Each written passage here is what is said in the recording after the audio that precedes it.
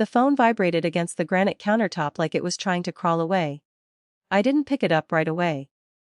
I already knew who it was. I could hear their voices without answering, tight, frantic, suddenly polite. The kind of panic that only shows up when money realizes it's not loved back. The notification preview lit the kitchen in pale blue. "Mom, please call me. This is serious." The roast in the oven clicked as the timer ran out. I let it beep. Once, twice. I wanted the sound to linger, to feel how urgency tastes when no one comes running.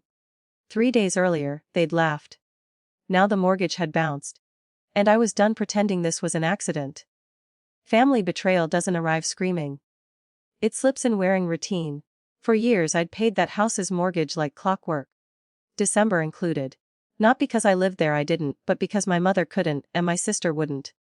The house was ours, they said. A legacy. What they meant was mine to fund. I never complained. I worked longer hours, I skipped vacations. I told myself it was temporary. I told myself family was worth it.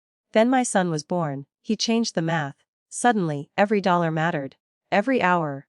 Every ounce of emotional energy I didn't have to spare. I asked, quietly, if we could talk about redistributing the load. Maybe my sister could help. Maybe Mom could downsize. Maybe we could stop pretending this was sustainable. They smiled. They nodded. They changed nothing. The text came on a Tuesday morning, right between a school drop-off reminder and a meeting invite. "Mom, don't come to Christmas. It's just simpler without you and the kid." No explanation. No apology. Just erasure. My sister chimed in seconds later. "Sister, finally. Peace and quiet." I stared at the screen, feeling something go hollow behind my ribs. Not anger, not yet. Something colder. The realization that I'd been useful, not loved. I typed my reply carefully. "Me, no worries. Just canceled the December mortgage draft." I pictured them reading it. The pause. The laugh. They didn't believe me. The silence after my message lasted 12 minutes. Then my sister reacted with a laughing emoji. That's when it clicked. They thought I was bluffing. Not because I'd never set boundaries, but because they'd never respected them. Every no I'd ever said had been negotiable. Every line I'd drawn had been moved. I sat in my car outside my office and replayed the last few years like surveillance footage. The subtle assumptions. The way they talked around me, not to me. The way decisions were made, and I was informed afterward. Christmas wasn't the betrayal, it was the punctuation mark. I didn't confront them. I didn't explain. I didn't warn. I just opened my banking app and confirmed what I'd already done. Cancelled. Finalized. Log it. Silence can be a weapon if you know how to hold it. The third day after the bounce, my sister called from a number she never used. I let it ring out, then Mom, then a voicemail, then another.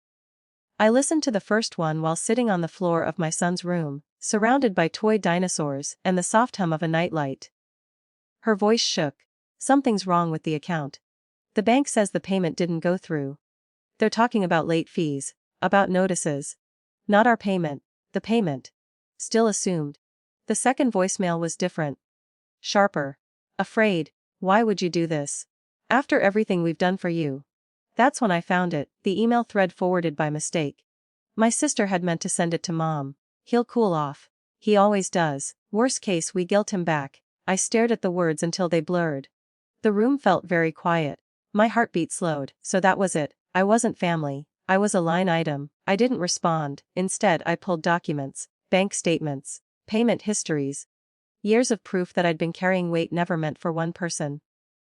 I printed them, organized them, labeled them. I consulted a lawyer, not to threaten, but to understand. Options are power when held quietly. I rerouted my finances. Locked down access. Changed passwords. Set up accounts they didn't know existed, and I waited. Each missed call tightened the coil. Silence became my language. On the 5th day, Mom texted again. "Mom, please, we can talk about Christmas later. Just fix this, later." Always later. I watched my son build a tower and knock it down again. He laughed every time it fell. I envied his clarity. I finally answered on day 7. Not from home, from my car. Neutral territory. "Hey," I said. Almost kind. Mom started crying immediately. My sister grabbed the phone halfway through. "You can't do this," she snapped. "The bank?" "I know," I said. "They called." Silence. I continued, voice steady. "I also know you've been counting on me cooling off." "I won't." Mom tried again. "No," I said. You're a mortgage with opinions. That landed, I laid it all out, not emotionally, logistically. Numbers, timelines, consequences. I paid because I chose to, I said. I stopped because you chose for me. They begged. They promised, they offered Christmas back like a bargaining chip. I declined. I'm not canceling the draft, I said. You'll need to figure it out. Or sell. My sister hissed my name like a curse. I smiled, unseen. For the first time. The power wasn't theoretical, it was executed. That night I slept deeply, no buzzing phone, no clenched jaw, just quiet. In the weeks that followed, the house went on the market. The story changed, of course it did. To relatives I was ungrateful. To friends misunderstood, I didn't correct them.